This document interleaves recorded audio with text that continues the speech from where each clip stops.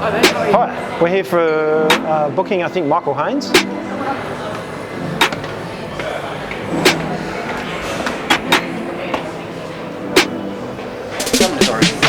That'd be Michael.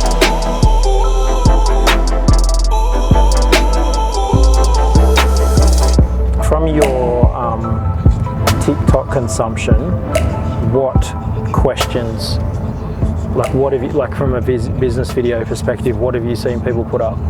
Job interview help. Yep. A lot of people that aren't CEOs and aren't actually in the business as well trying to give tips. Yep. Which is debatable. It's hard to validate whether they actually know what they're talking about. Yeah, well they've copied it off someone. Yep. In the business. Yep. Whether you want to get it from that primary source or... So I can give you some interview tips. From an interview perspective, when you're going for, like, the first way to get an interview is obviously to be really focused on understanding the value, like the return on investment. Like a lot of people forget that a job is actually an exchange for money. Like the organisation, people often don't talk about it, but the exchange is a piece of money, $1,000. Like if it's a $50,000 a year or $52,000 a year contract or role, it's $1,000 a week. And so people need to understand that the business is placing an investment with you, and then they're turning that $1,000 with you by assembling a few ingredients into something more valuable.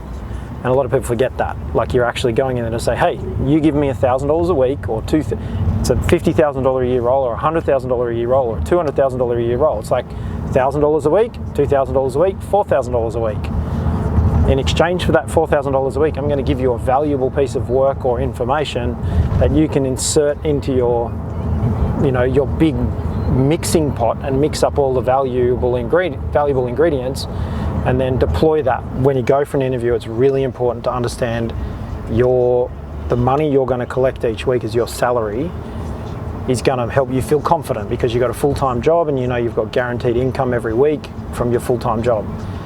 What the organisation wants to know is what's the guaranteed output they're going to get. Like every week you're going to deliver your output in exchange for that money, because the organisation is investing that money with you. So if they're investing $1,000, $50,000 a year role, or it's $100,000 a year role, it's $2,000 a week. $1,000 a week or $2,000 a week, that investment, what is the output you're going to you've got to give it to them consistently every week.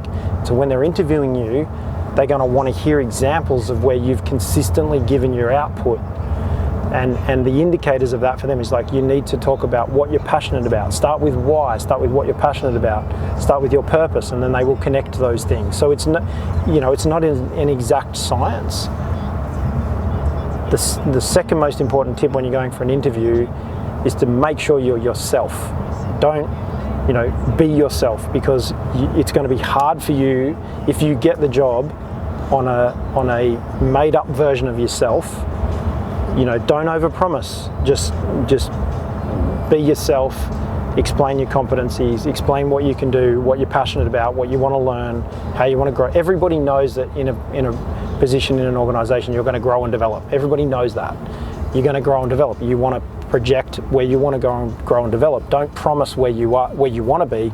Promise where you are. Talk about where you are, and then where you want to go and where you want to develop. And organisations know they need to develop their people. So the worst thing you can do is make up a version of yourself and pitch that in an interview, because then when you get hired, it's going to be hard for you to A, remember what you presented, and B, do that every day. It's not about faking it till you make it. It's about being honest and being authentic in your process.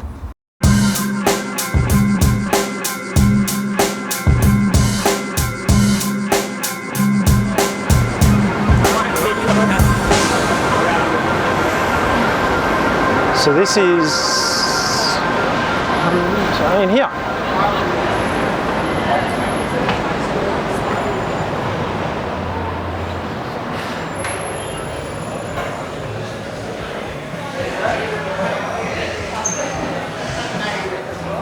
Hi, we're here for booking, I think, Michael Haynes.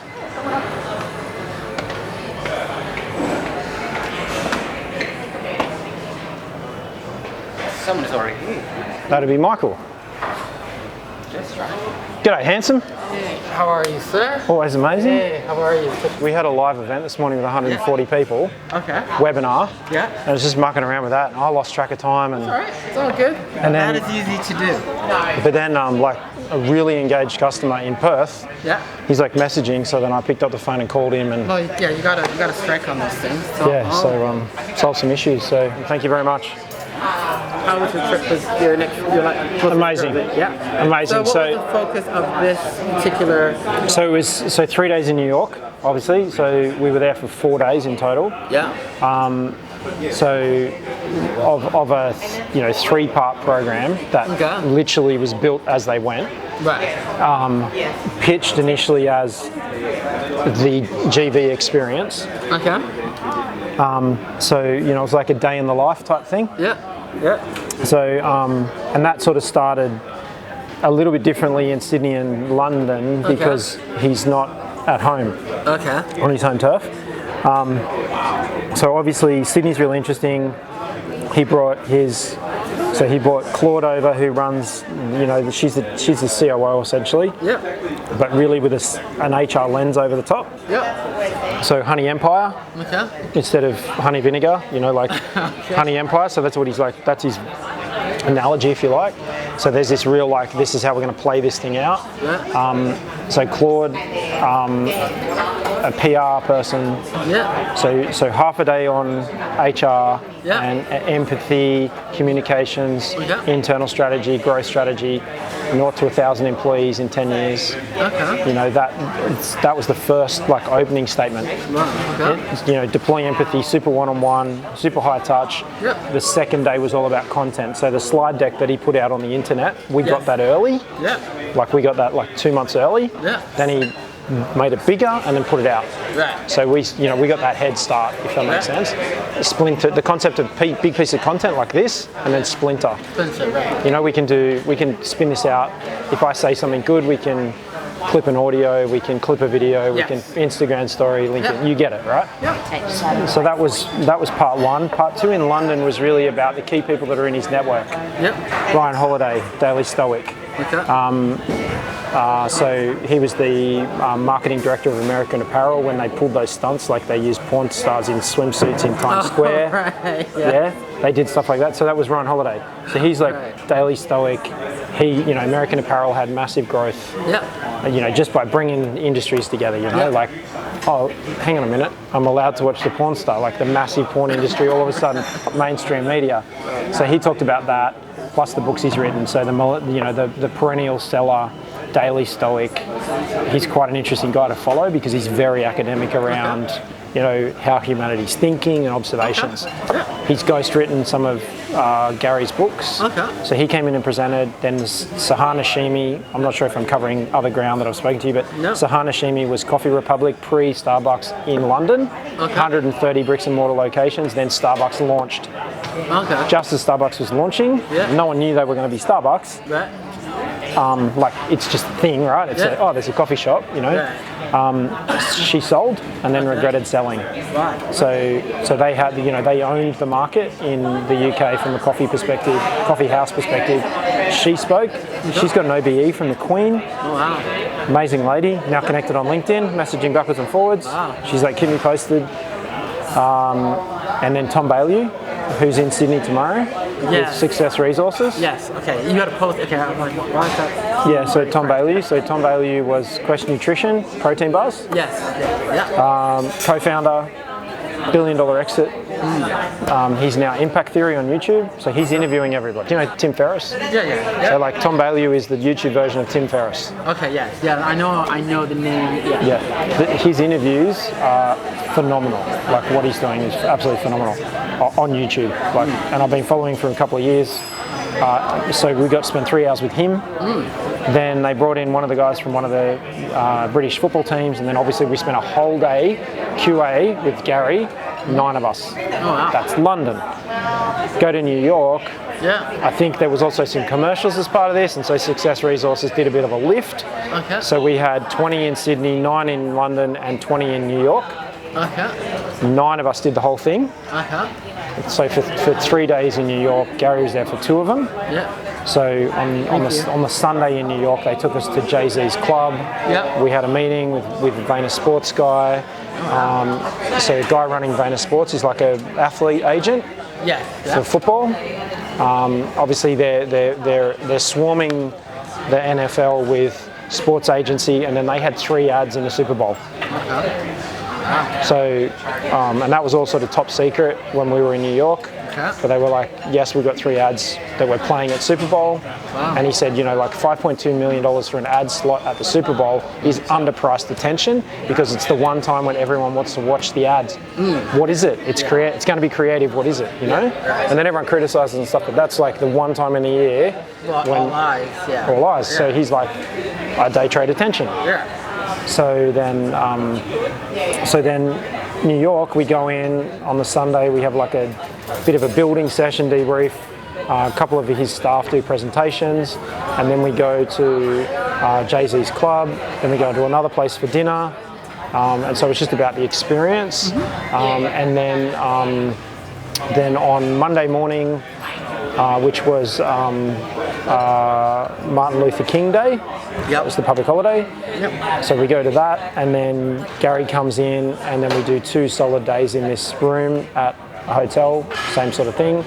And he brings in his guy that's running his TikTok account, his guy running his Instagram account, Right. his guy who is the manager of all the social media metrics and looking at everything going on. Team Gary Vee, just managing personal brand, he has 30 people. Wow.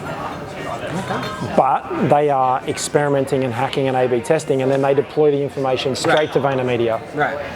And in terms of brand building, marketing agency. So he brought in key people from his team. Then he brought in Jesse Itzler, Sarah Blakely is Spanx. Okay. Yeah. Yes. And so Jesse Itzler saw a gap in the market. He was like, I want to fly private. I don't want to fly business class or commercial, I want to fly private. Hang on a minute, there's all these private jets sitting on the ground all the time not being used. Yep. So he started Uber Okay. for private jets Oh, okay. 15 years ago. Okay. It's Mets or something. Okay. So he did $5 billion in sales Wow. and then sold his company to Warren Buffett. Now, over what period, I'm not sure. That $5 billion could have been over 3 years. Right. But he did his number, his story is I did $5 billion in sales. Jesse Itzler married Sarah Blakely. She's independently a billionaire by herself. Okay. As you do. There's 2 of them, right? 2 high caliber people, right? It's a billionaire's household. Right. And he's hustling. He's 52 years old, and he's like, I'm not wasting the next 10 years of my life. I am like living a bucket list life. Yeah. And he is like, I don't negotiate my goals. Right. Set my goals. And he's campaigning, motivational, if you like. Never negotiate your goals. He ranted at us for 3 hours. Oh wow. Okay. Wow. Questions, that sort of stuff, and he's doing a bit of stuff. So I would expect to see him here in Australia speaking in the next 24 months. He brought in his in-house legal counsel. Yeah. He brought in his mergers and acquisitions guy. So he's got a guy he's done 220 entries in 5 years. Investments, Gary. Wow. So he's got one guy that just looks after his personal investments. Wow. So he was in Facebook at $20. It's now $220. He was in the angel round of Uber. He was in early entry into Twitter and then an exit, but then went back in again. He was one of the first people to get over 1 million followers on Twitter. Right. He was sitting at 2 million followers on Twitter, and then invited by Mark Zuckerberg to come and talk to 300 employees at Facebook when they were 300 employees, and pitch to Facebook how the news feed was going to run. Oh, Thank great. you. Thank you so much. So he was pitching how the news feed was going to run.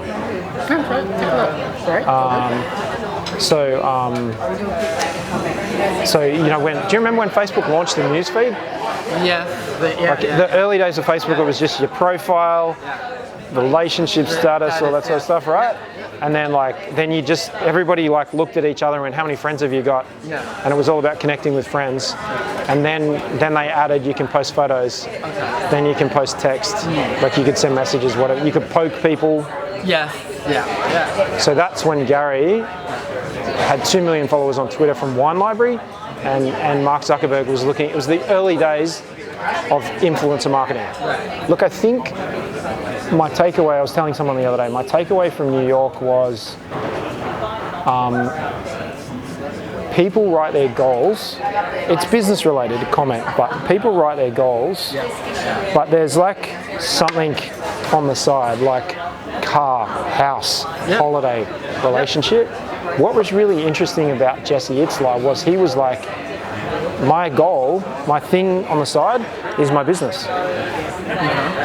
It's not that my business will get me my life. It's that. Oh, so the two are together, they're non-negotiable. I don't know how to explain it except that, like, you know, some people are like, oh, I need a Lamborghini, or I need a house, or I need a blah, blah, blah. I'm going to do this business thing and I'm going to get passionate about that because it'll give me, you know, the relationship, the house, the car, the holiday, the whatever. And what I've realized from Gary and Jesse, now spending so much time with them, Gary has zero care for that. He cares about building a communications machine. Right. So it was really coming out of that, I was like, oh, that's really interesting. I don't have those, I've got those things, but they're not my goal. You know, doing this is going to get me that.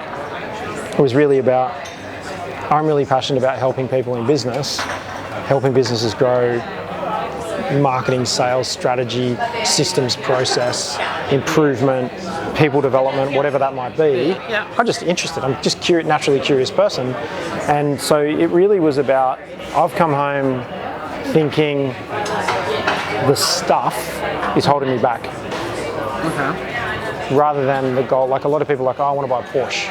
Or I want to, you know, it's materialistic things, and people are like, materialistic things don't make you happy. It's like, yeah, I know, I get that. Right. So I don't know, it was around, I was surprised at how minimalist these guys are. From an execution perspective, we can sort of now move the conversation to, you know, we can talk about tactics and hacks and that sort of stuff. Like TikTok's organic reach is incredible. And some people that I've been meeting with recently, you know, my internal team will say, ask the question, all this social media you're doing, how are the leads going? And I'm like, it's not about the leads. So then I've been going to meetings with people and they're like, you've got 12,000 followers on LinkedIn, you're putting all this effort into TikTok, you've done 2,500 posts, you know, your record now is 2,500 social media posts in a week. You know, we've dropped back to 1,000 because we're trying to now lift quality. So they're like, you're putting in a huge amount of work. And so all of a sudden that's got me at the table in some really interesting conversations. I had a lunch on Friday last week that I was invited to join, where they're talking about a company that's being built that's going to have a $40 billion valuation. So, and I was at that table. So then all of a sudden there's 6 people that literally don't exist in social media at the table, and I was there because of that work, because they see that organization wants to generate clients, and they see that I'm actually a key in the lock to unlock the next play, which is to actually, they've built the thing, it's a tech startup, they've built it, and now it's got Silicon Valley funding, it's got some really high hitting people from Australia in it. You know, it's a serious startup that's been like, you know, they sat at the table discussing cash burn. You know, that was a conversation about cash burn. There was no go-to-market strategy. They're very clear on the problem it solves in the marketplace. They've got to they're building a community and a marketplace, and that's the tech behind it. Whole bunch of bots doing stuff already. It's literally a B2B marketplace that they've built to compete with Alibaba. So what I can now confidently go back, because I'm like operating a little bit of blind faith, Gary said, and here's my advice to you, Gary Vaynerchuk said, copy exactly what I'm doing. Copy it exactly. If you see me do something, copy it, because you will be successful.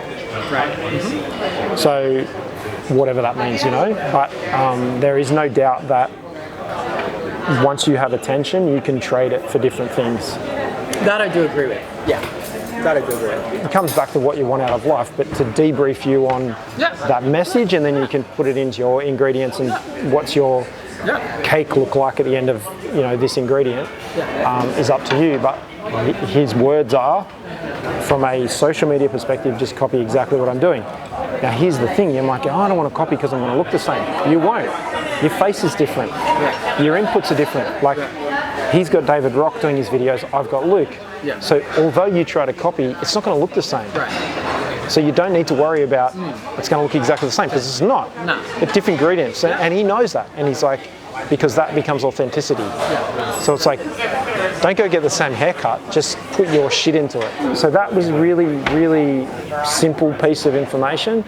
There's another thing that's worth looking at for you specifically in with what you're doing. He has a program called 4Ds, which is a daily digital deep dive, I think it's called. And they do a consulting project with the Sasha Group, which is one of his companies, on B2B strategy. Right.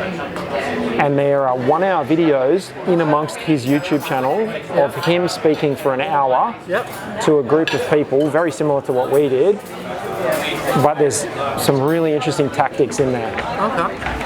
And it's worth, like, if you're going to consume any of this guy's content for the benefit of, like, what can I deploy? Like, how do I get his advice for free?